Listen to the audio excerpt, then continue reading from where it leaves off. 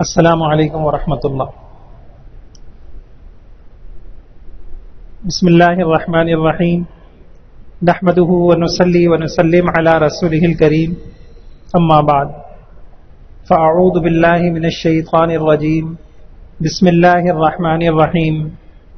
وَلِكُلٍّ جَعَلْنَا مَوَالِيَ مِمَّا تَرَكَ الْوَالِدَانِ وَالْأَقْرَبُونَ وقال تعالی وَتَأْكُلُونَ التُّرَاثَ أَكْلًا لَمًّا وَتُحِبُّونَ الْمَالَ حُبًّا جَمًّا۔ وقال النبي صلی اللہ علیہ وسلم من قطع میراث وارثه قطع اللہ میراثه من الجنة یوم القیامہ، او کما قال علیہ الصلاۃ والسلام۔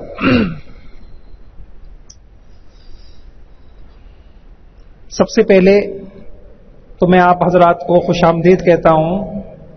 حضرت محمد صلی اللہ تعالی علیہ وسلم کی وصیت کے مطابق حضور صلی اللہ علیہ وسلم نے فرمایا تھا کہ لوگ تمہارے پاس دین سیکھنے کے لیے آئیں گے تو تم انہیں خوش آمدید کہنا، مرحبا کہنا۔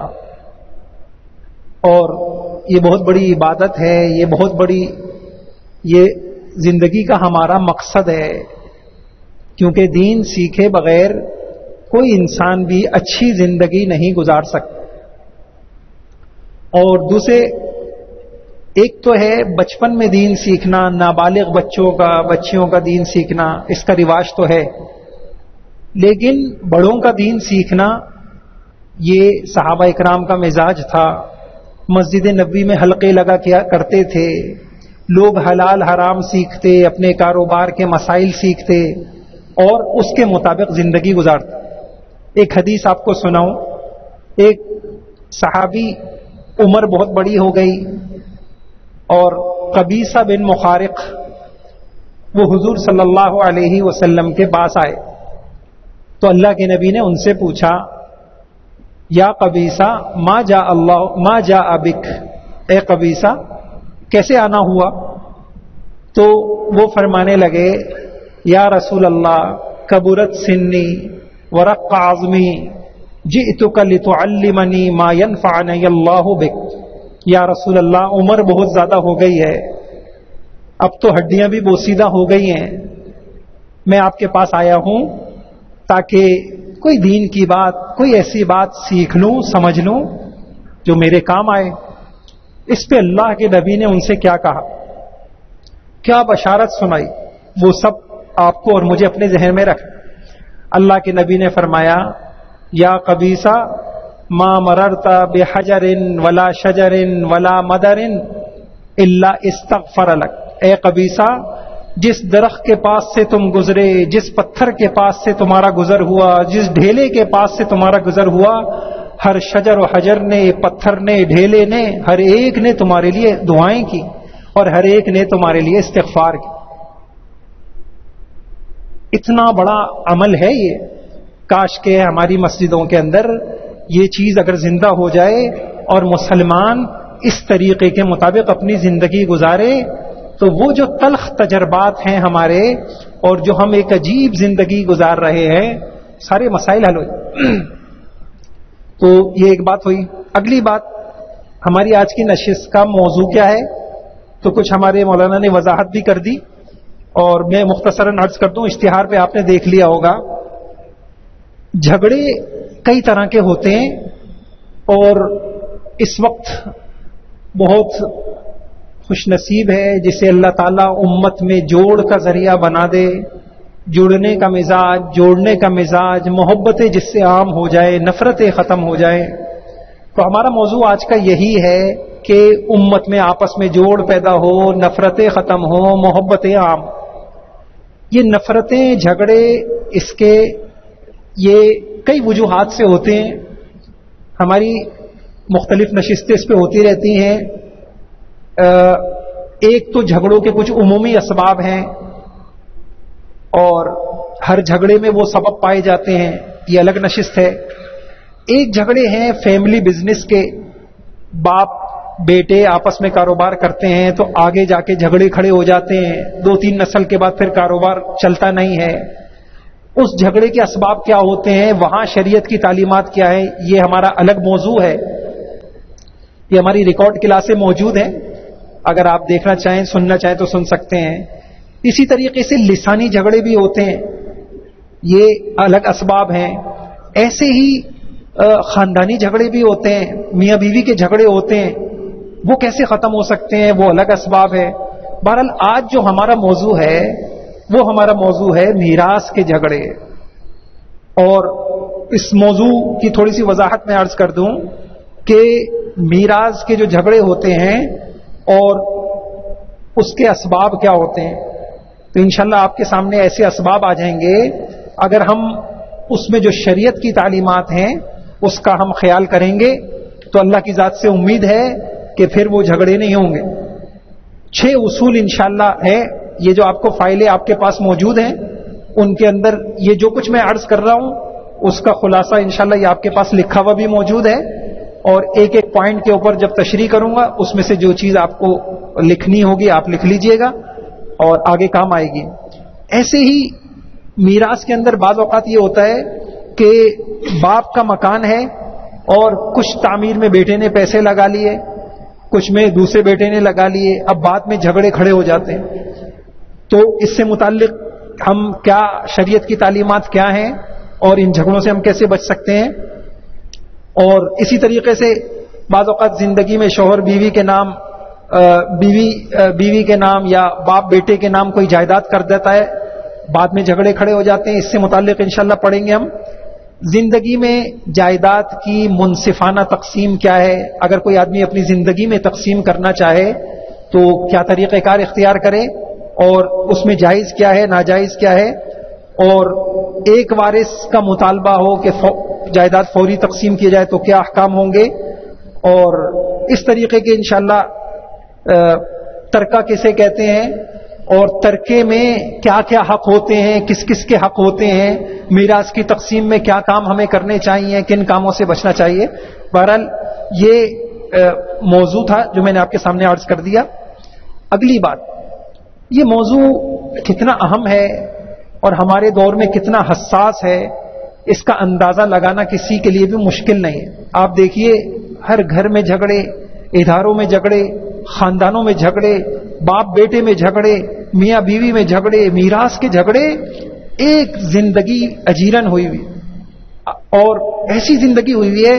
آپ کوئی پلاٹ خریدنے کے لیے چلے جائیں اسٹیٹ ایجنٹ سے، آپ کہیں کہ مجھے کوئی پلاٹ دلا دو، تو 2 پلاٹ دکھائے گا، تیسرے پلاٹ کے بارے میں کہے گا اس پہ بہن بھائیوں کا جھگڑا چل رہا ہے، اتنے سالوں سے چل رہا ہے، یہ پلاٹ صحیح نہ لیں آپ، اس کے معاملات عدالت کے اندر ہے۔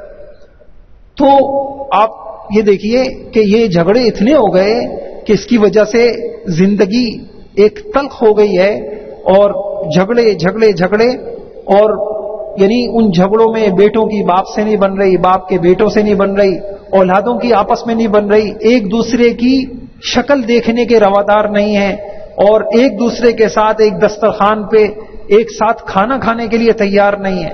عید کے دن آ رہے ہیں، خوشیاں آ رہی ہیں، تقریبات آ رہی ہیں، بھائی ادھر منہ کر کے بیٹھا ہوا ہے، دوسرا بھائی ادھر منہ کر کے بیٹھا ہوا ہے، اور عجیب یعنی اور اتنے اللہ ہم سب کی حفاظت فرمائے ایسے حالات ہیں کہ باپ آخری ہچکیاں لے رہا ہے، آخری سانس لے رہا ہے، نزاع کا عالم ہے، اور بیٹوں کو یہ فکر ہے کہ کسی طرح کاغذات کے اوپر باپ انگوٹھا لگا دے اور جائیداد کسی طریقے سے میری ہو جائے اور مجھے زیادہ حصہ مل جائے، مجھے مل جائے۔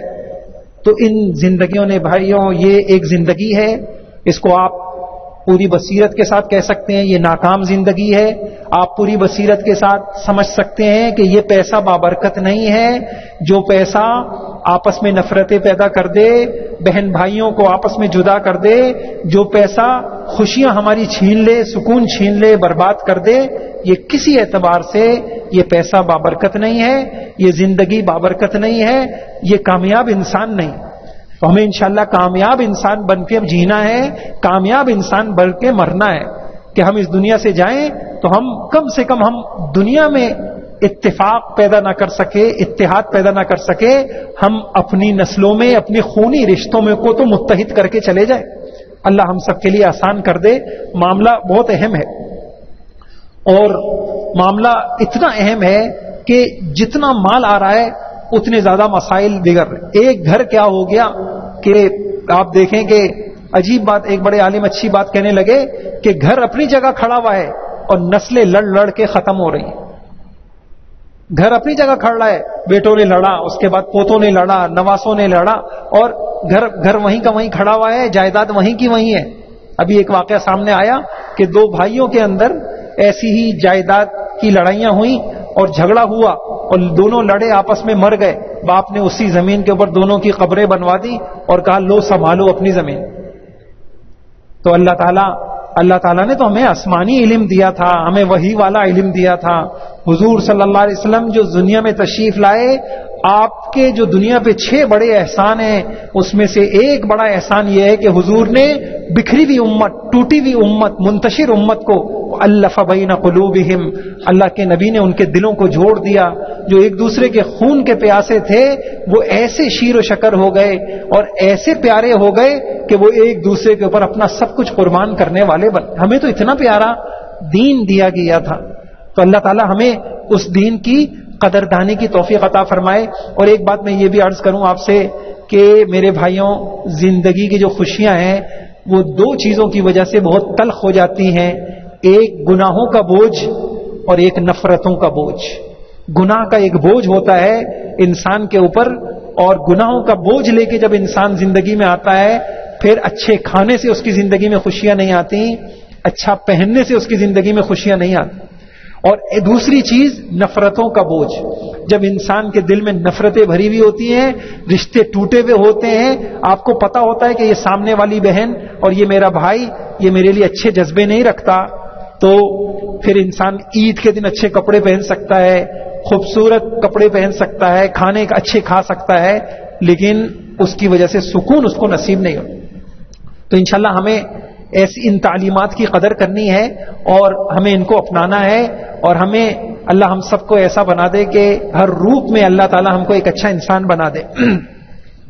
اور تیسری بات یہ ہے کہ یہ جو نشست ہے اس میں جو حل آپ کے سامنے آئے گا وہ انتہائی پائیدار حل ہے، انتہائی آسمانی حل ہے. اس کو آپ یہ مت سمجھیے گا کہ یہ تو بہت سادی سی بات ہے، مسجد میں چونکہ یہ سکھایا جا رہا ہے اور آپ سے اس کی کوئی ہزاروں روپے فیس نہیں لی جا رہی، تو کوئی وکیل یہ باتیں نہیں بتا رہا، کوئی جج یہ باتیں نہیں بتا رہا، تو یہ شاید صرف یہاں یہ بات بتاتی جائیں گی لڑائی معاف کرو، اللہ کا گھر صاف کرو. نہیں، ایسی بات نہیں ہے. انشاءاللہ آپ غور کریں گے جو آسمانی علم ہمیں یہ رہبری کرے گا، ان ھذا القرآن یہدی للتی ہی اقوم، اس سے بہتر کوئی رہنمائی نہیں ہوگی. اب میں انشاءاللہ بغیر کسی مزید تفصیل کے میں کورس کا آغاز کرتا ہوں، اور 3 باتیں میں نے آپ کے سامنے عرض کر دی.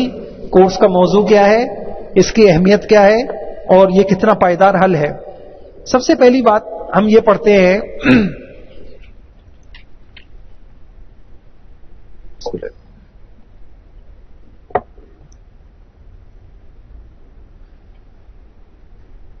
وقت چونکہ مختصر ہے تو میں جھگڑوں میں کیا دینی نقصانات ہیں، دنیاوی نقصانات ہیں، اور اس کو میں ذرا سا چھوڑ دیتا ہوں. بس عنوان آپ دیکھ لیجئے. یہ سب قرآن کی آیت ہیں. ولا تنازعوا، جھگڑے نہ کرو. جھگڑوں سے اللہ کے رسول صلی اللہ علیہ وسلم نے منع کیا ہے. اللہ کے نبی جب جماعتوں کو بھیجتے تھے دینی خدمات کے لیے، دین سکھانے کے لیے، تو جہاں اور ہدایات دیتے تھے باقاعدہ یہ ہدایت دیتے تطاوعا ولا تختلفا، دیکھو آپس میں جھگڑنا نہیں، آپس میں لڑنا نہیں، اتفاق سے رہنا. اللہ تعالیٰ کو پسند نہیں ہے، اور حتی الامکان ہمیں اپنے حق کے لیے بھی نہیں جھگڑنا چاہیے. حق کے مطالبے میں نرم اور چشم پوشی سے ہمیں کام لینا چاہیے. تو اس سے کیا ہوگا، یہ سب قرآن حدیث کا خلاصہ ہے. اللہ تعالیٰ کی رحمتیں ملیں گی اور اس سے ہمارے کام آسان ہوں گے، بخششیں ملیں گی، عرش کا سایہ ملے گا، حوض کوثر پہ پانی ملے گا، جنت کے بلند بالا محلات اللہ پاک عطا فرمائیں گے. اچھا، اور یہ جو جھگڑے ہوتے ہیں اس کی وجہ سے انسان کی صلاحیتیں برباد ہو جاتی ہیں، زندگیاں تلخ ہو جاتی ہیں، اور جو صلاحیتیں مثبت کاموں میں لگنی چاہیے تھیں اب وہ صلاحیتیں انسان کی ایک دوسرے کی ٹانگ کھینچنے میں لگ رہی ہوتی ہیں. نہ انسان کوئی دنیاوی ترقی کرتا ہے نہ آخرت کے اعتبار سے ترقی کرتا ہے، اور پھر ایک قانونی جنگیں شروع ہو جاتی ہیں، اور جو ہے عدالتوں کے اندر نہ ختم ہونے والی ایک جنگ شروع ہو جاتی ہے. سب سے پہلے جو ہم یہ پڑھیں گے، ہم یہ چیز پڑھیں گے کہ مالی جھگڑوں کے اسباب کیا ہیں اور وجوہات کیا ہیں، اور جھگڑے، اس کا فائدہ یہ ہوگا کہ جب ہمارے پاس یہ علم ہوگا تو انشاءاللہ ہم ان اسباب سے بچیں گے، تو اللہ نے چاہا کہ ہم ان جھگڑوں سے بچیں گے۔ پہلا سبب کیا ہے؟ معاملات کا صاف، واضح اور شفاف نہ ہونا۔ یہ آپ کے پاس لکھا ہوا ہے، لکھنے کی ضرورت نہیں ہے، جو تشریح میں بتاؤں گا اس کو دیکھ لیجئے گا۔ یہ پہلا سبب ہے معاملات کا صاف، شفاف نہ ہونا۔ لہذا اگر ہم یہ چاہتے ہیں میرے مرنے کے بعد میرے مکان پر، میری جائیداد پر، میری میراث پر میری اولادوں آپس میں نہ لڑیں، نہ جھگڑیں، تو پہلا کام جو ہمیں کرنا ہوگا، جس سے جو معاملہ بھی کیا جائے وہ معاملہ بالکل صاف، شفاف ہو، واضح ہو، اس میں کسی قسم کا ابہام نہ ہو۔ یہ مختصر سی بات ہے۔ اچھا، وہ میں آپ کو آگے عرض کروں گا۔ میراث کے معاملے میں کیا چیز صاف ہو، کیا چیز شفاف ہو، وہ آگے عرض کرتا ہوں۔ فریقین کے مابین جو معاملات طے پائیں، جو لین دین ہو، تمام معاملات کو، معاہدوں کو، اصول، ضوابط، طے شدہ شرعی شرائط کی تحریری صورت میں ان کو محفوظ بھی کر لیا جائے، وہ باتیں لکھ بھی لی جائیں۔ یہ دوسری بات میں نے عرض کر دی۔ اور تیسری بات یہ ہے کہ بہتر یہ ہے کہ صرف تحریر کو کافی نہ سمجھیں، آپ گواہ بھی اس کے اوپر بنا لیں، دستخط کروا لیں۔ اور چوتھی بات یہ ہے کہ اس کے ساتھ قانونی تقاضے بھی آپ اس کے پورے کر لیں، تو اور احتیاطی تدابیر بھی اختیار کر لیں۔ تو یہ سب ہماری شریعت کی تعلیمات ہیں۔ آپ حیران ہوں گے، قرآن کے 30 پارے، ان میں جو سب سے، پورے قرآن کی جو سب سے بڑی آیت ہے، سب سے بڑی آیت، سب سے طویل آیت، سب سے لمبی آیت، اس میں کون سا ایسا اہم حکم ہے؟ اس کے اندر ایک ہی حکم ہے، اپنے معاملات صاف رکھو، ان معاملات کو لکھو، ان معاملات پہ گواہ بناؤ، ان کو تحریر کے اندر لے کے آؤ۔ اللہ کو پتا تھا کہ یہ نمازیں بھی اچھی پڑھ لیں گے، یہ دین کے کام بھی کر لیں گے، لیکن لڑائی سے بچنا، جھگڑوں سے بچنا ان کے لیے بڑا مشکل ہوگا۔ تو آپ حیران ہوں گے، سب سے بڑی آیت یہ ہے۔ اور آپ اس سے بھی زیادہ حیران ہوں گے، دیکھیے قرآن کریم میں جب حج کتنی بڑی عبادت ہے، تو حج عبادت ہے، اب ہونا کیا چاہیے تھا کہ جب اللہ تعالیٰ نے حج کی فرضیت کا بتایا کہ لوگوں حج فرض ہے، حج کرو، تو اب آگے طریقہ بتانا چاہیے تھا کہ حج کیسے کرو، بیت اللہ کا طواف کرو، سعی کرو، مزدلفہ جاؤ، منا جاؤ۔ اس میں سے کوئی بات نہیں بتائی۔ اللہ نے کیا کہا؟ فلا رفث ولا جدال، لڑو مت۔ پتا تھا یہ چلے جائیں گے، خانہ کعبہ کے طواف بھی کر لیں گے، چکر بھی لگائیں گے، لیکن بڑا مسئلہ جو ہے وہ یہ ہے کہ لڑو مت۔ اب حج کو سمجھا رہے ہیں تو اللہ تعالیٰ یہ کٹ نہ کرے۔ جب حج کو سمجھایا جا رہا ہے تو یہی کہا جا رہا ہے جھگڑا نہ کریں، لڑیں نہیں۔ معاملات کو سمجھایا جا رہا ہے تو قرآن کی سب سے طویل آیت میں یہی بتایا جا رہا ہے، اپنے معاملات صاف شفاف رکھو، ورنہ تمہارا دین پہ چلنا مشکل، تمہارے گھروں کی خوشیاں مشکل۔ تو یہ میں نے آپ کے سامنے 4 اصول میں نے بنیادی بتائے۔ اچھا، اب ذرا سمجھیے گا، بہت اہم۔ میں نے آپ کے سامنے یہ بات عرض کی، یہ ایک بنیادی اصول یہ بتایا کہ ہمارے معاملات صاف شفاف ہونے چاہیے۔ جھگڑوں کی بنیاد کیا بنتی ہے کہ جانے والا اس دنیا سے کما تو خوب لیتا ہے، وہ بچوں کے لیے بہت کچھ چھوڑ کے جاتا ہے، لیکن وہ معاملات صاف شفاف کر کے نہیں جاتا۔ نتیجہ کیا ہوتا ہے؟ نتیجہ کیا ہوتا ہے؟ ابھی کفن میلا بھی نہیں ہوتا اور گھروں میں جھگڑے شروع ہو جاتے۔ اب میراث کے جھگڑوں سے بچنے کے لیے کیا چیزیں صاف شفاف ہونی چاہیے؟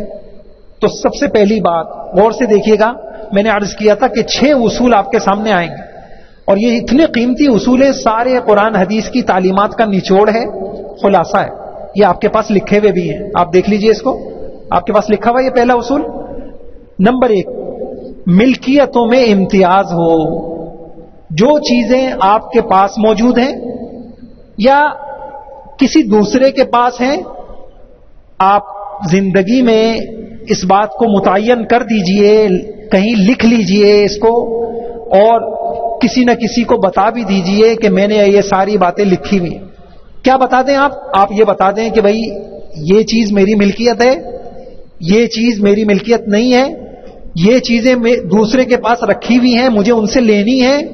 اور اگر کسی چیز میں مختلف ملکیتیں ہیں تو اس کا تناسب بھی واضح کر دیا جائے کہ یہ چیز, یہ فلاں پلاٹ ہے, یہ اتنے فیصد میرا ہے, یہ فلاں کاروبار ہے, یہ اتنے فیصد میرا ہے, تاکہ جھگڑے نہ ہوں.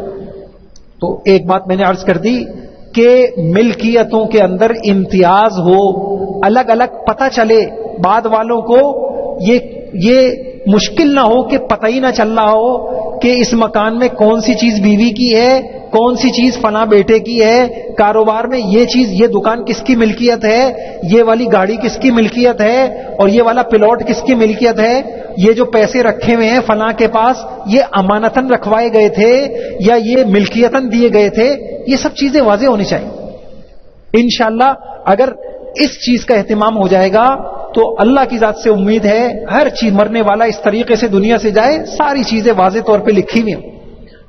اس میں ہمارے بڑوں کا عمل کیا تھا اور کتنے حساس تھے, اور کتنا یہ حضرت مولانا تقی عثمانی صاحب, ان کے والد صاحب جو مفتی اعظم پاکستان تھے, مفتی شفیع صاحب رحمۃ اللہ علیہ, جب ان کا انتقال ہوا تو ایک بزرگ جو یہیں رہتے تھے, حضرت ڈاکٹر عبدالحی صاحب, آپ میں سے بہت سارے جانتے ہوں گے, ایف بلاک میں, یہ مولانا تقی عثمانی صاحب کے شیخ بھی ہیں, مربی بھی ہیں.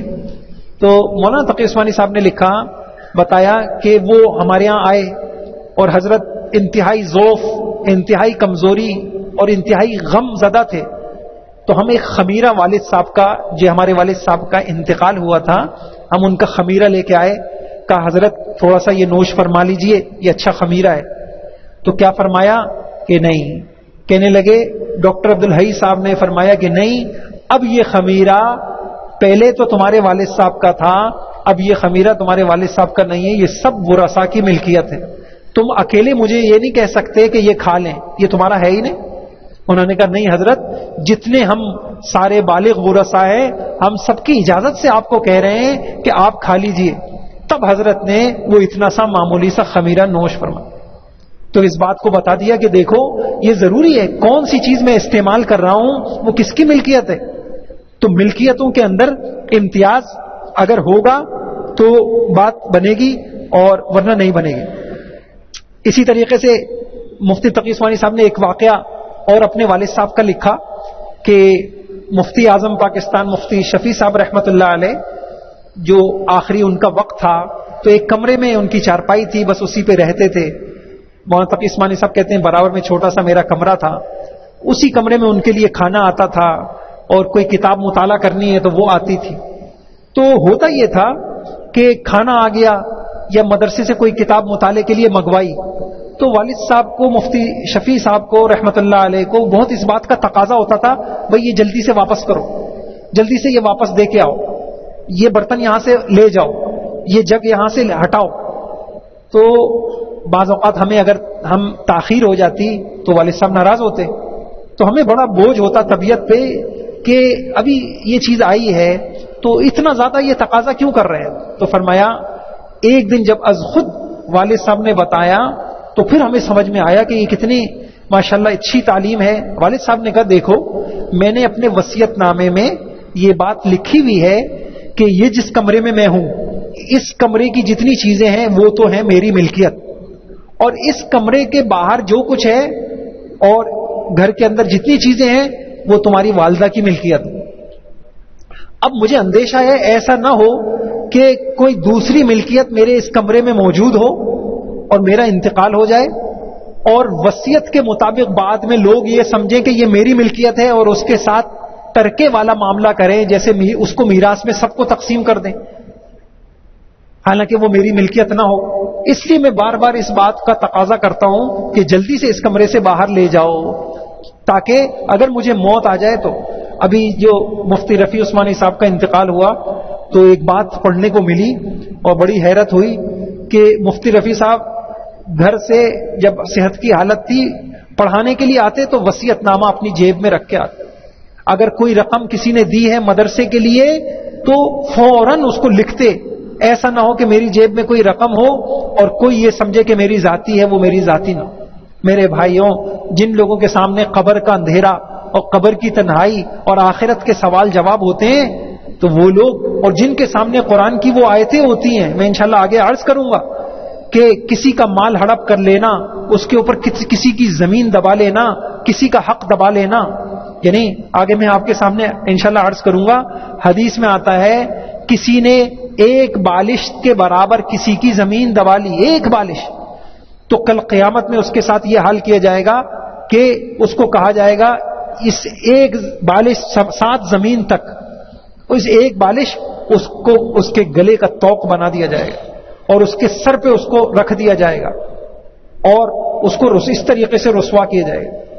ایک بالش بھی اگر کسی نے زمین دبا لی، چھوٹا سا حصہ بھی دبا لے، تو جن کے سامنے یہ وعیدیں ہوتی ہیں اور جن کے سامنے یہ حدیثیں ہوتی ہیں، اور یہ حدیث ہوتی ہے من قطع میراث وارثہ قطع اللہ میراثہ من الجنۃ یوم القیامہ، جس نے کسی میراث والے کی میراث دبائی تو آخرت میں جو اللہ تعالیٰ اس کا جنت کا استحقاق ہے وہ اس سے چھین لیں گے، اس کا حصہ وہاں سے ختم کر دیں۔ تو جن کے سامنے یہ حدیثیں ہوتی ہیں وہ اتنے محتاط ہوتے ہیں۔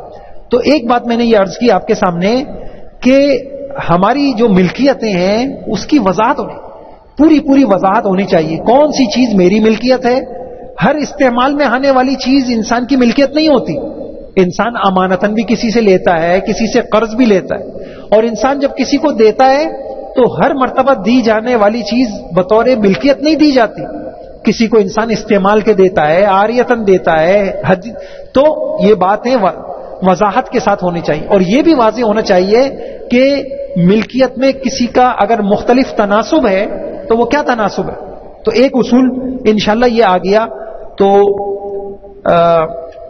ہم اس نشست میں تو یہ نہیں کریں گے، میں اگلی نشست انشاءاللہ اگلا ایک کورس کرائیں گے وصیت کے متعلق، تو اس میں ہم انشاءاللہ یہ بھی آپ کے سامنے آپ کو ایک وصیت نامہ بہت بہترین سا دے دیں گے، اور وہ فائل کے اندر لگا ہوا ہوگا، اور پورا طریقہ کار آپ کو بتا دیں گے کہ آپ کس طریقے سے اپنے ان ملکیتوں کی وضاحت کریں اور کس طریقے سے آپ اپنی وصیت لکھ کے رکھیں، اور ہر معاملے کو آپ صاف شفاف، قرض کا معاملہ ہے اور کوئی معاملہ ہے تو اس معاملے کو آپ صاف شفاف کیسے کریں۔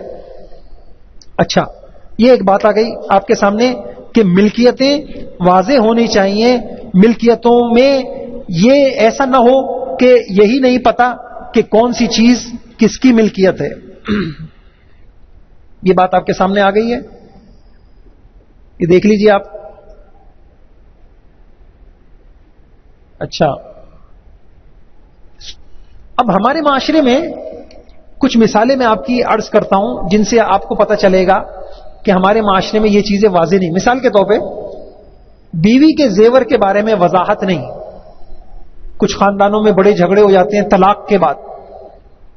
طلاق کے بعد کیا جھگڑا کھڑا ہو گیا کہ یہ جو زیور ہے لڑکی والوں کا مطالبہ ہوتا ہے، یہ زیور جو لڑکے والوں نے دیا ہے تو یہ زیور لڑکی کی ملکیت ہے، یا شوہر کے انتقال کے بعد یہ جھگڑے شروع ہو جاتے ہیں، اور لڑکے والے کہتے ہیں نہیں یہ زیور ملکیت نہیں ہے، تمہیں تو صرف استعمال کے لیے دیا تھا۔ اب یہ جھگڑے کیوں کھڑے ہوئے؟ شریعت کا ایک حکم پر عمل نہ کرنے کی وجہ سے۔ وہ حکم کیا تھا کہ دینے والا واضح کرتا کہ میں یہ جو دے رہا ہوں میں کیوں دے رہا ہوں، میں جو یہ زیور دے رہا ہوں کیوں دے رہا ہوں۔ تو علماء نے اس میں لکھا ہے کہ اس کی 3 شکلیں ہو سکتی۔ مثال کے طور پہ شوہر یا لڑکے والے جب لڑکی کو زیور دیں شادی کے موقع پر یا جہیز دیں، پوری وضاحت کر دیں کہ بھائی یہ ہم تم کو مالک بنا کے دے رہے ہیں، اب یہ تمہارا ہے۔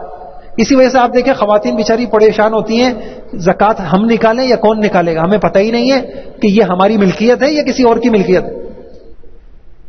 تو ایک طریقہ تو یہ آ گیا کہ جس وقت آپ شوہر ہے یا لڑکے والے ہیں وہ زیور دے رہے ہیں تو واضح کر کے بتا دیں کہ بھائی ہم تم کو مالکانہ طور پہ دے رہے ہیں۔ دوسری شکل یہ ہو سکتی ہے کہ اگر یہ وضاحت نہیں کی تو صاف طور پہ یہ بتا دیں کہ بھائی یہ زیور ہم تم کو دے رہے ہیں لیکن استعمال کے لیے دے رہے ہیں، ملکیت ہماری ہے، ہم تم کو صرف استعمال کے لیے دے رہے ہیں۔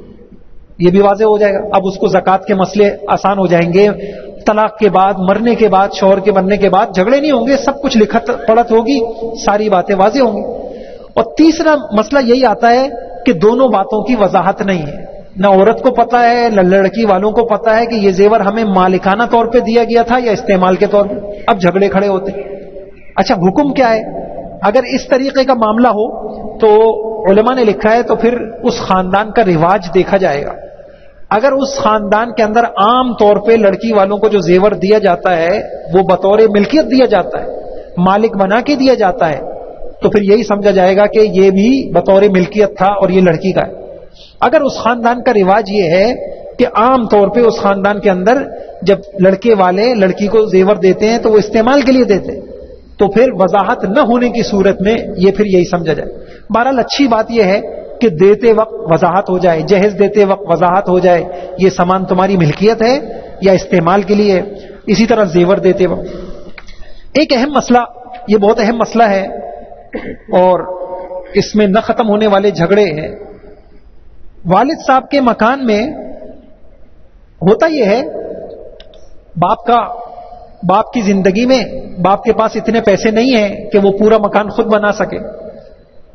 زمین باپ نے لے لی، کچھ مکان باپ نے بنا لیا، اوپر کا فلور کسی ایک بیٹے کی مالی حیثیت اچھی ہے، اس نے باپ پیسہ دے دیا، اوپر کی منزل اس نے بنوا لی، کسی دوسرے بیٹے نے بھی اس میں شرکت کر لی، تیسرے نے بھی کر لی، کچھ نے نہیں کی۔ اب جھگڑے کھڑے ہو جاتے ہیں مرنے کے بعد۔ کیا جھگڑے کھڑے ہو جاتے ہیں؟ مرنے کے بعد جس بیٹے نے اس مکان کی تعمیر میں اپنے پیسے ڈالے ہوتے ہیں یا زیادہ خرچہ کیا ہوتا ہے، وہ کہتا ہے کہ اب جب میراث تقسیم ہو رہی ہے، یہ سارا فلور تو میں نے بنایا تھا، اتنے لاکھ روپے خرچ ہوتے تھے۔ اور پھر بعض لوگ یوں بھی کہتے ہیں آج اس کی ویلیو یہ ہے، لہٰذا میراث تو میں لوں گا ہی لوں گا، لیکن اس کے علاوہ یہ فلور جو میں نے بنایا تھا اس کا اتنا رقم پہلے تم مجھے الگ سے دے دو، اس میں کسی وارث کا کوئی حصہ نہیں۔ دوسرے کہتے ہیں کہ نہیں، یہ ایسا تو نہیں ہوا۔ اول تو اسی میں جھگڑے ہو جاتے ہیں کہ تم نے کتنا لگایا تھا، کیا تھا، پھر اس میں نہیں تم نے تو ہدیہ دیا تھا والد صاحب کو، کوئی یوں کہتا ہے کوئی یوں کہتا ہے۔ اب دیکھیں اتنے نہ ختم ہونے والے جھگڑے اس میں کھڑے ہو جاتے ہیں صرف شریعت کا ایک حکم پورا نہ کرنے کی وجہ سے۔ وہ حکم کیا تھا کہ جس وقت بیٹا رقم لگا رہا تھا یا جس وقت بیٹا اوپر کی منزل تعمیر کرا رہا تھا وہ معاملے کو واضح کر دیتا۔ اب معاملہ واضح کرنے کی کتنی شکلیں ہیں آپ کے اس میں یہ دیکھیے گا، آپ یہ لکھا ہوا بھی ہے آپ کی فائل کے اندر، میں مختصر سی وضاحت کر دیتا ہوں، پہلے اس کو آپ سمجھ لیجیے۔ ایک شکل تو یہ ہے کہ بیٹے نے باپ کو اوپر کا پورشن بنانے کے لیے کچھ رقم دی، اور رقم دیتے وقت بیٹے نے پوری وضاحت کر دی کہ ابا جان یہ قرضہ ہے، جب سہولت ہو آپ دے دیے گا۔ اس نے اس بات کی وضاحت کر دی، اور اچھا ہے کہ لکھت پڑھت بھی ہو گئی، اتنے لاکھ روپے میں لگا رہا ہوں، یہ رقم فلاں موقع پہ میں نے لگائی، یہ لگائی، دیکھیں یہ اس کا بل ہے، یوں ہے، اور سب بتا دے کہ یہ میں بطور قرضہ کے دے رہا ہوں۔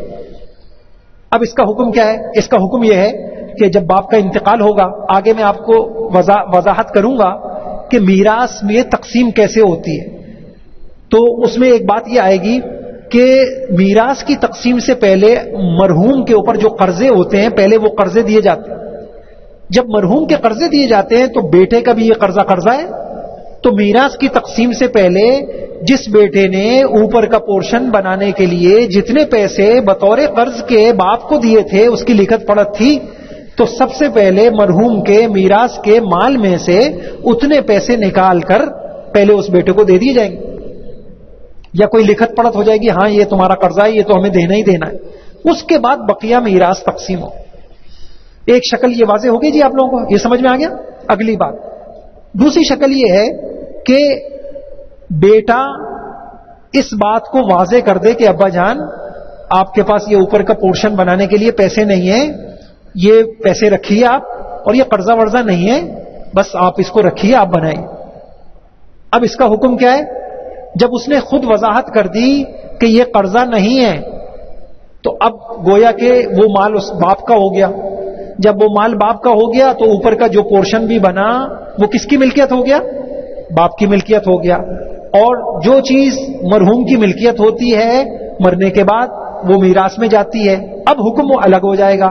اب اس مکان کی جب تقسیم ہوگی مرحوم والد کے مرنے کے بعد, تو اب طریقہ کار کیا ہوگا کہ وہ پورا مکان وہ سب وارثوں میں جو ان کے حصے ہوں گے ان کے حصوں کے اعتبار سے وہ مکان تقسیم ہوگا. ایسا نہیں ہوگا کہ جس بیٹے نے پورشن بنایا تھا اس بیٹے کا قرضہ اس کو دیا جائے, کیونکہ اس نے زندگی میں اس بات کی وضاحت کر دی تھی کہ میں جو پیسہ دے رہا ہوں یہ ہدیہ ہے, گفٹ ہے, یہ آپ رکھیے, تو یہ باپ کا ہو.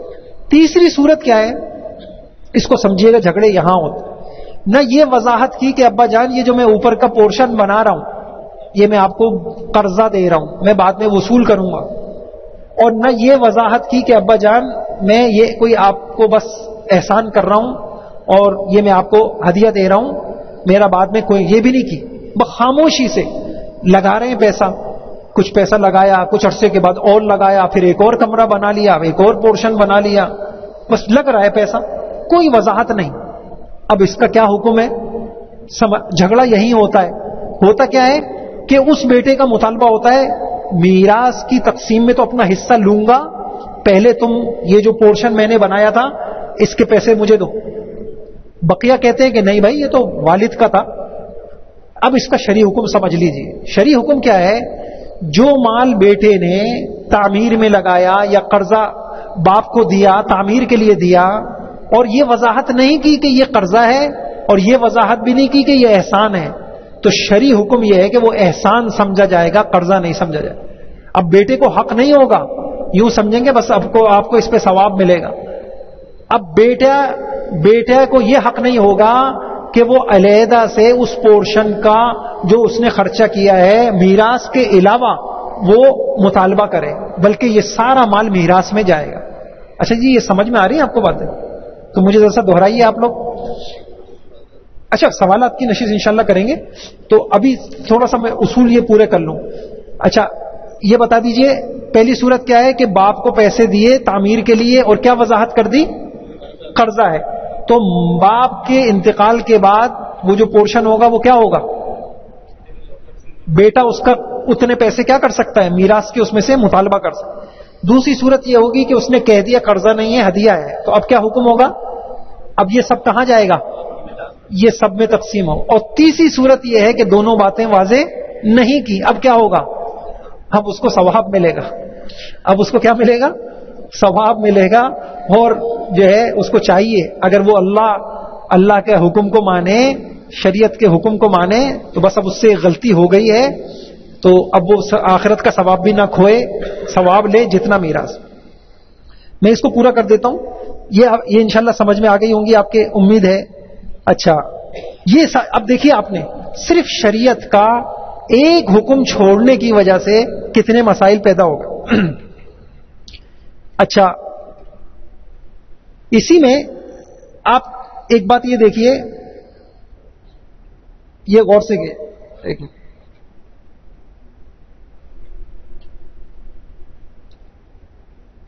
اس کو غور سے دیکھیے گا.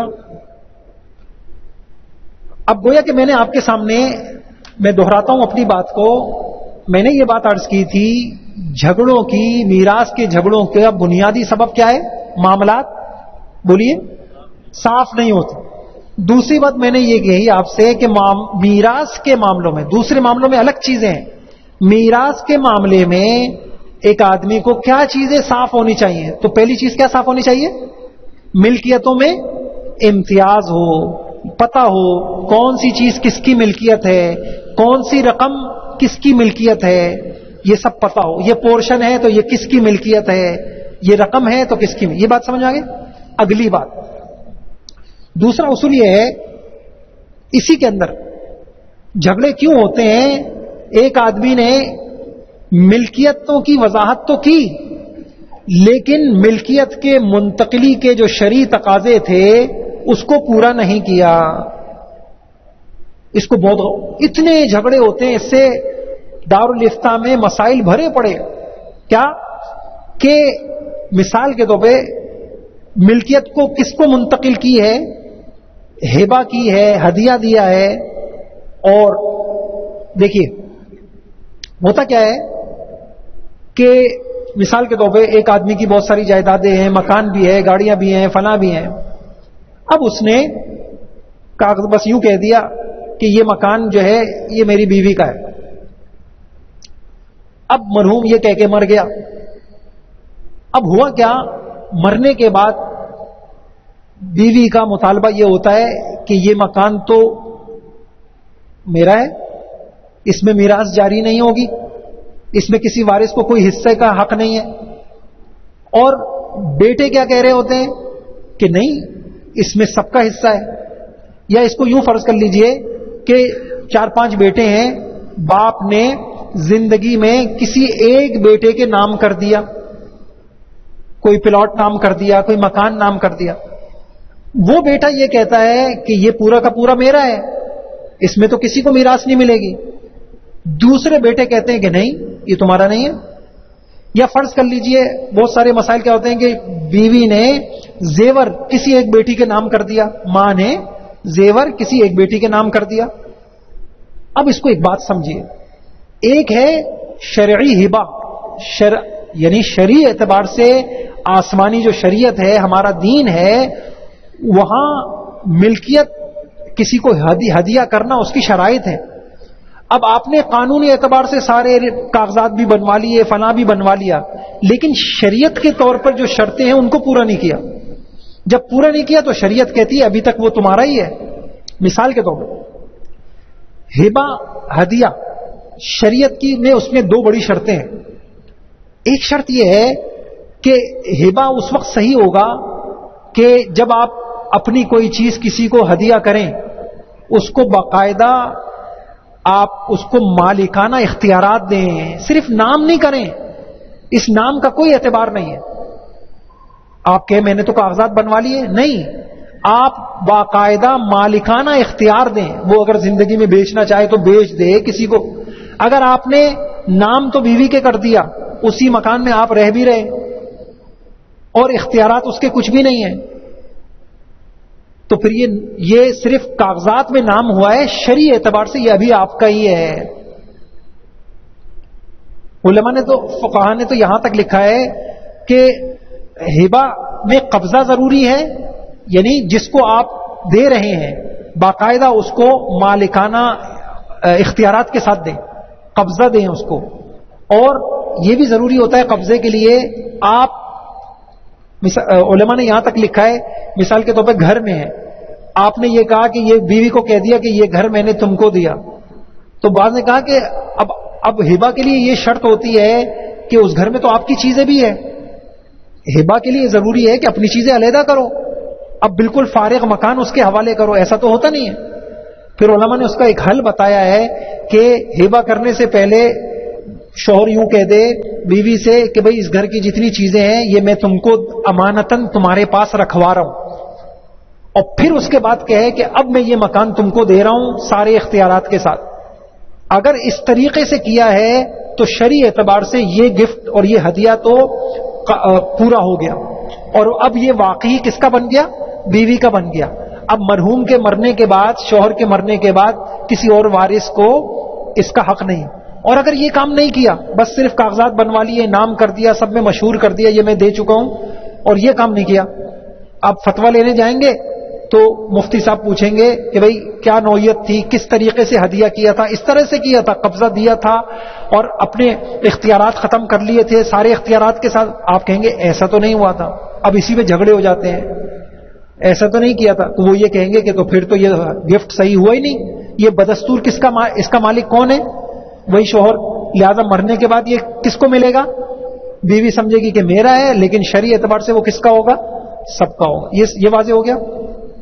اس لیے یہ ایک اصول بہت قیمتی ہے کہ آپ کیا کریں کہ ملکیت منتقل جب کریں، ہبہ کریں، گفٹ کریں، تو اس کے جو شرعی تقاضے ہیں یعنی قبضہ اور سپردگی اور دوسرے کو پورا با اختیار بنانا، اپنا عمل دخل ختم کرنا، اس سارے تقاضے کو آپ پورا کریں گے تب وہ آپ کا ہدیہ پورا ہوگا اور گفٹ پورا ہوگا اور آئندہ جھگڑے نہیں ہوں گے. اسی میں ایک بات یہ سمجھ لیجئے،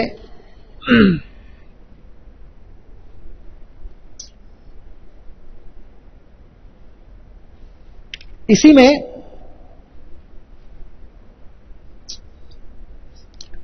وراثت میں زندگی میں یہ بھی ایک بہت اہم مسئلہ ہے، اس کو ذرا سمجھ لیجئے گا.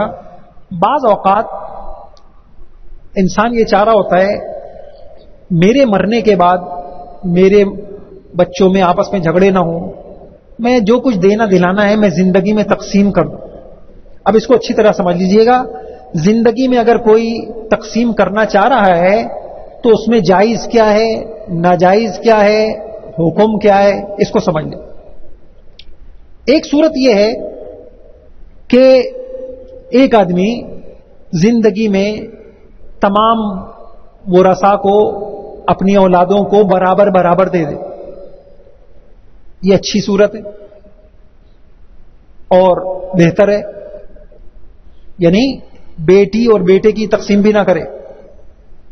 بیٹے کو 1 لاکھ دیا، بیٹی کو بھی 1 لاکھ دے دیا، دوسرے بیٹے کو بھی اتنا ہی دے دیا. ایک صورت تو تقسیم کی ہے، یہ میں بتا رہا ہوں، یہ جائز صورت ہے، بہتر صورت ہے زندگی میں. بلکہ اچھا، دوسری صورت کیا ہے؟ ناجائز صورت، کسی ایک وارث کو، اولاد کو عاق کر دینا. عاق نامے ہوتے ہیں نا، اخباروں میں بھی آ رہے ہیں. تو شریعت میں اس نافرمان بیٹا ہے، میں اس کو عاق کرتا ہوں. سب سمجھ لیں، یاد رکھیں، میرے مرنے کے بعد اس کا میری جائیداد میں کوئی حصہ نہیں ہوگا. شریعت میں اس کا کوئی اعتبار نہیں. شریعت میں آپ کے اس کہنے کا کوئی اعتبار نہیں ہے، عاق کا کوئی اعتبار شریعت میں نہیں. البتہ ایک سوال ذہن میں پیدا ہوتا ہے، اللہ ایسی صورتحال سے ہم سب کی حفاظت فرمائے. بعض اوقات کسی کی ایک ہی اولاد ہے اور اللہ معاف فرمائے شراب، جوا، زنا کے اندر، گناہوں کے اندر پڑی ہوئی ہے، اور وہ انسان ہے، اس کو خیال آ رہا ہے اب یہ سارا مال میں اس کے لیے چھوڑ کے جاؤں گا، یہ عیاشیوں پہ لگائے گا، قبر میں پٹوں گا اور مجھے عذاب ہوگا، کیا کروں؟ تو اس کا ایک حل تو یہ ہے کہ اپنی زندگی میں حالت صحت میں، بہت غور سے سنیے گا، اپنی زندگی میں حالت صحت میں، وہ مرنے کے وقت کی جو بیماری ہوتی ہے اس وقت کے احکام کچھ اور ہوتے ہیں. اب آپ کا مال نہیں رہا، وہ زندگی میں حالت صحت میں کسی انسان کار خیر کے اندر ہدیہ کر دے، اور کرنا چاہیے. کوئی مسجد بنوا دی، کوئی مدرسہ بنوا دیا، کسی خیر کے کام میں لگا دیا، انسان یہ کر دے.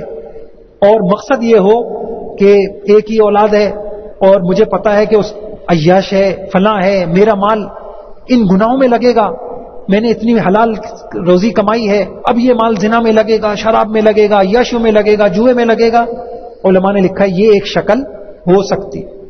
اور ایک ضمنی بات یہاں عرض کر دوں کہ میرے بھائیوں، انسان کو اپنی قبر کے لیے ایسے صدقہ جاریہ ضرور کرنے چاہیے. آپ حدیثوں میں دیکھیں گے حضرت عمر رضی اللہ تعالیٰ عنہ وقف کر رہے ہیں، خالد ابن ولید وقف کر رہے ہیں، صحابہ وقف کر رہے ہیں، کوئی اپنا باغ وقف کر رہا ہے، کوئی اپنی زمین وقف کر رہا ہے، کوئی اس زمین کو مسجد بنا رہا ہے. وہ صحابہ جنہوں نے دین کی ساری خدمتیں کی تھی، ان کو بھی وہ بھی اس کو ضرورت سمجھتے تھے کہ ہم کوئی ایسا صدقہ جاریہ کر کے جائیں کہ ہمیں قبر کے اندر، آخرت کے اندر وہ ثواب ملتا رہے. تو یہ کرنا چاہیے. اچھا تو عاق کرنا، یا کسی بیٹے سے ذاتی بغض ہو گیا اور کہہ دیا میں اس کو محروم کرتا ہوں، عاق کرتا ہوں، تو میں نے یہ تو آپ کو بتا دیا کہ شریعت میں اس کا کوئی اعتبار نہیں. ایک طریقہ یہ ہوتا ہے کہ انسان اپنی زندگی میں اپنی میراث تقسیم کر کے ان جھگڑوں سے بچنا چاہ رہا ہے. تو علماء نے بڑی قیمتی بات لکھی، اس کو سمجھ لیجئے کہ سب سے پہلے انسان کو کام یہ کرنا چاہیے کہ اپنی زندگی کے لیے کچھ حصہ بچا کے رکھ لے، تاکہ محتاجی کسی کے نہ ہو. اللہ سب کی محتاجی سے بچائے. ایک اللہ کے علاوہ ہم کسی کے محتاج نہ ہو، اپنی اولادوں کے بھی محتاج نہ ہو. اور آج کل یہ بہت ضروری ہے، اور علماء نے جو یہ بتاتے ہیں یہ بڑی قیمتی بات ہے. بعض اوقات باپ نے کیا کیا، اپنی اولادوں کو سب دے دلا دیا، اب فوراً اولادوں کی نگاہیں بدل گئیں. ہو جاتا نہیں؟ اب اولاد، ماں باپ کا وجود بوجھ بن گیا. جیسے کسی نے کہا بچپن کے اندر بچے کہتے ہیں ماں میری، ماں میری، اور باپ بوڑھا ہو گیا تو کہتے ہیں ماں تیری، ماں تیری، تم رکھو اس کے بعد، میں نے اتنا رکھا، وہ کہے گا تم رکھو اس کے بعد. انتہائی قسم پرسی کی حالت ہے. اور ایسے ایسے واقعات ہیں اللہ اکبر. ایک بڑے میاں بیچارے مجھے ملے, کہنے لگے موڈ دیکھ کے کسی رکتا ہوں میں, جب دیکھتا ہوں اب بیٹے کو یا بہو صاحبہ کو کچھ ناگوار ہوتا ہے تو اپنا بستر اٹھا کے پھر میں یہ عرض کرتا ہوں کہ بیٹی اب میں ذرا کچھ دنوں کے لیے فلاں جگہ جا رہا ہوں. پھر دیکھتا ہوں کہ کچھ ناگوار ہو رہا ہے تو پھر اگلے گھر میں جاتا ہوں. تو علماء نے لکھا کہ ایک اچھی سیرت یہ ہے. اچھا یہ بات ہمیں قرآن سے بھی ملتی ہے. قرآن کے اندر کیا ہے, اللہ تعالیٰ نے قرآن کے اندر یہ بیان کیا کہ نحن قسمنا بینہم معیشتہم فی الحیات الدنیا ورفعنا بعضهم فوق بعض درجات لیتخذ بعضهم بعضا سخریا. یہ جو اللہ نے محتاجی کا قانون اس دنیا میں بنایا ہے, سارے امیر نہیں ہیں, سارے غریب نہیں ہیں, سارے ایک پیشے والے نہیں ہیں, یہ قانون ہی اللہ نے اس لیے بنایا کہ ہر ایک دوسرے کا محتاج ہو, ہر ایک دوسرے کے کام آتا رہے. تو انسان کی نفسیات کیا ہے, انسان دوسرے کے کام کب آتا ہے, جب انسان اپنے آپ کو محتاج سمجھتا. جب تک بے اولاد یہ سمجھتی ہے کہ ابا جان کے پاس بھی کچھ ہے تو اولاد کے رویے کچھ اور ہوتے, اور جب پتہ چل جائے دے دلا کے ابا جان صاف ہو چکے ہیں, اب ابا جان کے پاس کچھ بھی نہیں ہے, یہ پتہ چلتے ہی تو انسان کے رویے مختلف ہو جاتے. اس لیے بہت نصیحت علماء کرتے ہیں کہ جذباتی اس میں یہ نہیں کرنا چاہیے کہ اپنا سب کچھ تقسیم کر دیا, کچھ نہ کچھ اتنا اپنے پاس رکھ لیں کہ سہولت کے ساتھ زندگی گزرے اور کسی کی محتاجی نہ ہو. کوئی پلاٹ ہو, کوئی مکان ہو, کوئی فلیٹ ہو, کوئی جو بھی چیز. بقیہ مال آپ تقسیم کرنا چاہتے ہیں تو آپ کو اختیار ہے. بہتر یہ ہے کہ زندگی میں تقسیم کریں تو لڑکے لڑکیوں میں برابر تقسیم کریں. لیکن اگر آپ اونچ نیچ کے ساتھ تقسیم کرنا چاہتے ہیں, آپ کو پتا ہے کہ ایک بیٹی میری کمزور ہے, باقی میرے بچے اچھے ہیں, آپ اسے ایک بیٹی کو آپ زیادہ دینا چاہتے ہیں تو اس وجہ سے آپ زیادہ بھی دے سکتے ہیں, کیونکہ زندگی میں آپ کا مال ہے, یہ میراث نہیں ہے, یہ زندگی میں آپ کا مال ہے. آپ کسی کی نیکی کی وجہ سے, کسی کی خدمت کی وجہ سے, کسی کی دینداری یا احتیاج کی وجہ سے, محتاج ہونے کی وجہ سے آپ کسی کو زیادہ دینا چاہتے ہیں تو آپ یہ کام بھی کر سکتے ہیں. بلا وجہ اگر آپ ایسا کر رہے ہیں یا اولاد کو ضرر دینے کی وجہ سے, ایک سے نہیں بنتی اس لیے اس کو محروم کر دیا, یہ ناجائز. ایک کو بلا وجہ کم دے دیا, یہ مکروہ ہے, ناپسندیدہ ہے. تو میں نے دونوں باتیں بتا دی, برابر برابر دے دیں زندگی میں, یہ بھی صحیح. زندگی میں کم و بیش دے دیں کسی مصلحت کی وجہ سے, یہ بھی صحیح. بلا وجہ ایسا کرنا یہ پسندیدہ نہیں ہے, بعض صورتوں میں گناہ بھی ہے. اچھا دینا کیسے ہے وہ بھی میں نے آپ کو واضح کر دیا کہ باقاعدہ آپ یہ سیکھ لیجئے کہ شرعی گفٹ, شرعی ہدیہ کیا ہوتا ہے, اس کی شرائط کیا ہے.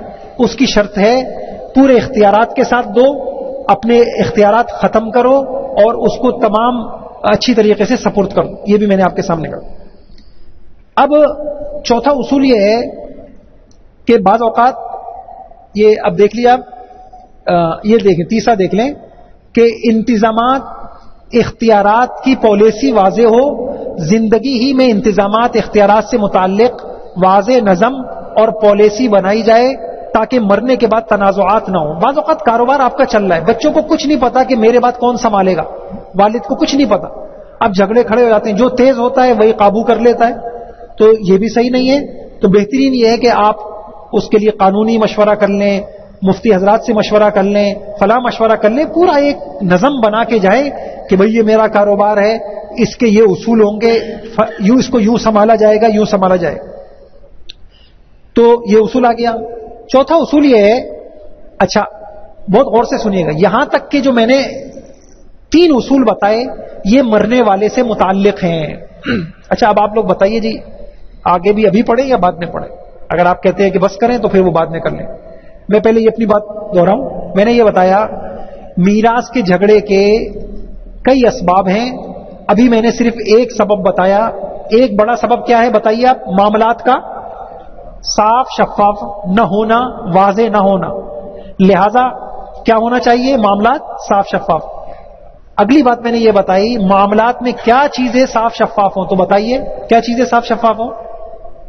ملکیتوں کا امتیاز ہو, پتہ ہو کون سی چیز, کون سی جائیداد, کون سا پیسہ کس کی ملکیت ہے. دوسری بات میں نے کیا بتائی کہ اگر آپ نے زندگی میں ملکیت منتقل کی ہے, اپنی چیز کا کسی کو مالک بنایا ہے, تو کیا ہونا چاہیے؟ تو پھر شرعی تقاضے پورے کرے. یہ لوگوں کو نہیں پتا ہوتے. اور شرعی تقاضے, اور شرعی تقاضا کیا ہے؟ کیا ہے؟ اگر آپ نے کسی کو ہدیہ دیا ہے تو شرعی تقاضا کیا ہے؟ اس کو اپنا اختیار سارا ختم کریں اور علیحدہ کریں اور باقاعدہ اس کو مالک بنائیں, اس کو قبضہ ہو, تصرف ہو, اس کو حق ہو. اب شریعت کہے گی ہاں آپ یہ ہو گئی آپ کی ملکیت منتقل. ورنہ سامنے والا سمجھے گا کہ یہ میں مالک ہوں, حقیقت میں کون مالک ہوگا؟ یہ سمجھ میں آ گیا. اور پھر تیسرا اصول میں نے آپ کو کیا بتایا کہ بعض اوقات جو پیچھے کے معاملات ہیں مرنے والا یہ بھی واضح کر کے جائے میرے مرنے کے بعد کیا ہو, انتظامات کے حوالے سے بھی معاملات کو واضح کر کے جائے. یہ بھی سمجھ میں آ گیا. یہ جو 3 اصول تھے یہ کس سے متعلق تھے؟ مرحوم سے متعلق. اب آگے جو اصول ہیں وہ کس سے متعلق ہیں؟ ورثاء سے متعلق. اچھا بتائیے جی, بس کریں یا اگلی نشست رکھیں؟ ٹھیک ہے. کون کہہ رہا ہے جاری رکھیں؟ کون کہہ رہا ہے کہ موقوف کر دیں؟ 1 2 3 4 زیادہ کہہ رہے ہیں کہ جاری رکھیں. اچھا جی لے لیتے ہیں تھوڑا سا. کیا کریں؟ اگلی کر لیں. ٹھیک ہے اگلی کر لیں. صحیح ہے, وقت بھی تھوڑا ہے تو اللہ تعالیٰ عمل کی توفیق عطا فرمائے. اب ایک بات سمجھ لیجئے گا کہ دیکھیے ہم یہاں جیسے حج کی بھی کلاس لیتے ہیں نا, یہ تو اتنا بڑا علم ہے, کوئی نہیں کہہ سکتا کہ مجھے سب آ گیا. حضور سے بھی کتنے سوال پوچھے جاتے تھے تو آپ توقف کرتے تھے, وہی کا انتظار کرتے, وہی کا انتظار کرتے تھے, وہی آئے گی تو میں بتاؤں گا. تو اب ایک چیز تو ہم آپ کے لیے کریں گے, آپ کے نام ہم نے یہاں لکھے. ایک ہمارا سوالات کا گروپ ہے, اس میں آپ کو شامل کر لیں گے. اب جو چیزیں آپ نے یہاں سنی ہیں آپ تسلی کے ساتھ اپنے معاملات کو غور کیجئے. آپ کو کوئی سوالات پیدا ہو رہے ہیں, آپ اس کا تحریری فتویٰ چاہتے ہیں, یا تحریری فتویٰ تو دارالفتہ سے ہی لینا چاہیے.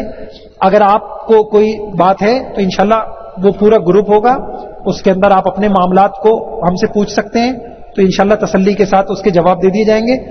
اور کی بات ہے دعا کر لیتے ہیں, اس کے بعد اگر کوئی چیز پوچھنی ہوگی کسی کے پوچھ لیں. دعا کے بعد کر انشاءاللہ سبحان اللہ و بحمدہ. سبحان, دعا کے بعد جو جانا چاہے چلا جائے گا, جو فائدہ اٹھانا چاہے بیٹھ جائے. سبحان اللہ و بحمدہ سبحان اللہ العظیم. اللہم صلی وسلم علی نبینا محمد. اے اللہ ہم سب کا یہ سیکھنا سکھانا اپنی بارگاہ میں قبول فرما لے. اے اللہ ہمیں رحمتوں سے, برکتوں سے, عافیتوں سے, سلامتیوں سے نواز دے. ہر قسم کے جھگڑوں سے, اے اللہ نفرتوں سے, لڑائیوں سے, کدورتوں سے, اے اللہ ہماری حفاظت فرما. اے اللہ ہماری زندگیاں تلخ ہو گئیں اور یا اللہ گھروں خوشیاں رخصت ہو گئی. آپس کے جھگڑے ہیں, خونی رشتے ہیں, ایک دوسرے کی شکل دیکھنا پسند نہیں کرتے. اے اللہ نہ ہماری دنیا بن سکی نہ آخرت بن سکی. اے اللہ ہمیں ایسی پاکیزہ زندگی عطا فرما جب ہم اس دنیا سے جائیں کسی کا حق ہمارے کندھے پر نہ ہو, قبر میں ہمیں اس مال کی وجہ سے کسی قسم کا عذاب نہ ہو, اور یا اللہ کسی کا حق ہمارے ذمے نہ ہو. اے اللہ اپنے معاملات کو صاف شفاف واضح پاکیزہ بنانے کی ہم سب کو توفیق عطا فرما.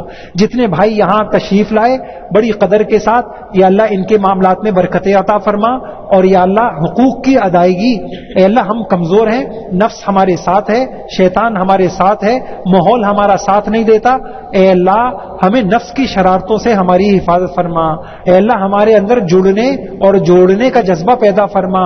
آپس میں اچھے تعلقات, خوشگوار تعلقات جو پورے دین کی بنیاد ہے, کہ اللہ سے بھی تعلق اچھا ہو, آپ کی ذات سے بھی اچھا ہو, اللہ کی مخلوق سے اچھا ہو. اے اللہ اس کی ہمیں توفیق عطا فرما.